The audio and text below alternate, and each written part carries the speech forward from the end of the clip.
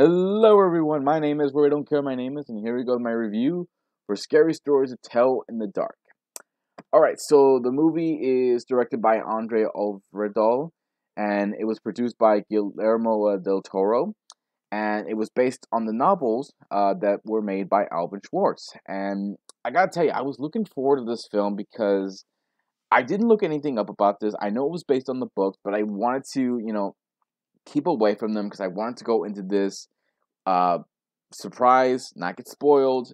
And sure enough, this was a good film. I liked this. It had a pretty good story where it focuses on these kids living in the 1960s, where they find this book that belonged to a woman who used to write in it, and it would be scary stories. And so they find it, and it turns out that anything that happens in the book happens for real, and especially to the person who is pretty much it's happening to. So you have to find a way to stop the ghost, stop the book, stop it all from killing more of their friends and killing more innocent people before it's too late.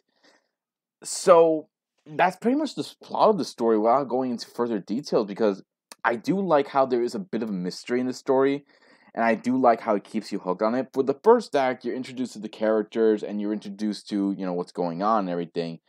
Once we get to the second act, that's where it does pick up the pace, but it keeps you hooked on it because there's a lot of mystery going on. You're trying to figure out what's going on, what's going to happen.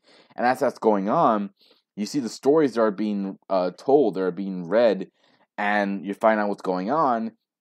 And there's a lot of suspense in this, and that's actually good. That's what I miss in these sort of horror stories. It feels like an old fashioned kind of horror film where it keeps you hooked on everything that's happening and it keeps you on the edge of your seat. That's what they do here. This was well done. I was very happy how this went. And the only problem I did have with the story is it doesn't go the way you think it is. You're thinking it's gonna go with a twist, you're gonna find out everything, the mystery's gonna be solved.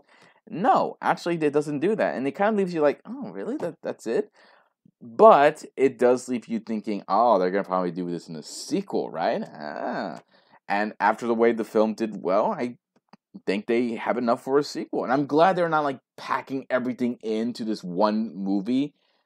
I like that idea, so I hope they keep going further with the next sequel because this was a very good story. Again, you kind of left a little, oh, so it doesn't go the way you think it is, but it's not bad. I actually do like the story, and I do like the characters too. I like every single one of them. Um, I like the main character. I like her friends as well. They're all very good characters.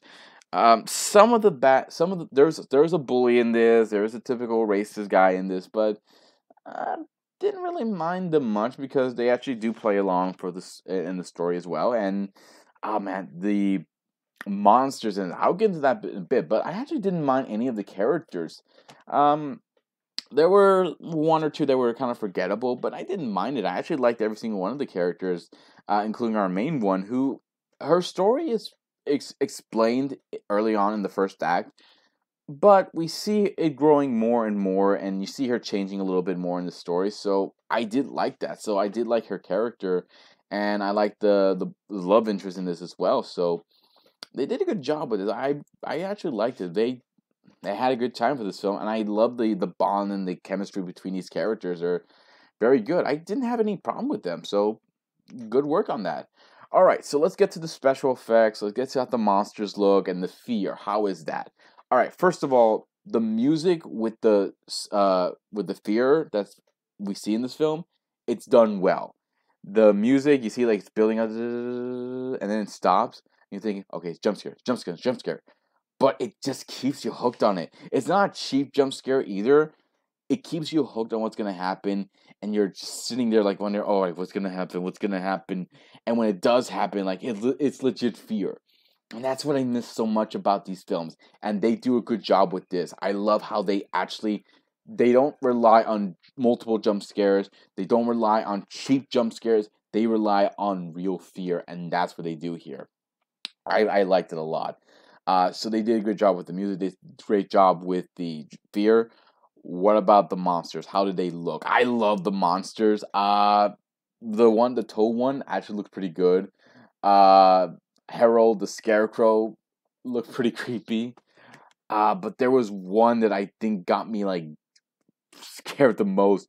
There was a pale lady in this film that looks something you get from a Japanese horror film. Like she has like her body looks like a monstrous. Her eyes are like all black and like typical like something you get from an Asian horror film.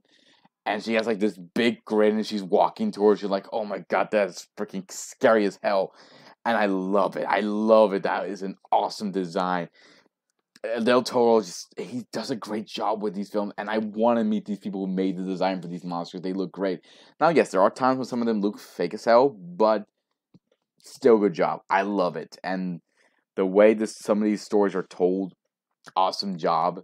So, as far as the background, the way everything's set up for the '60s, it's done well. I didn't really pay much attention to everything else. I loved it so. Yeah, Scary Stories to Tell in the Dark. Is this a good horror film? Yes. Is it the best ever? No, it has its small flaws, but it's still a good horror film that you can definitely sit back and watch. So I do recommend watching it with your friends. I do recommend watching it with your loved one. I would not recommend watching it with your kids. Please do not take your kids to see this. This is not the sort of film for them.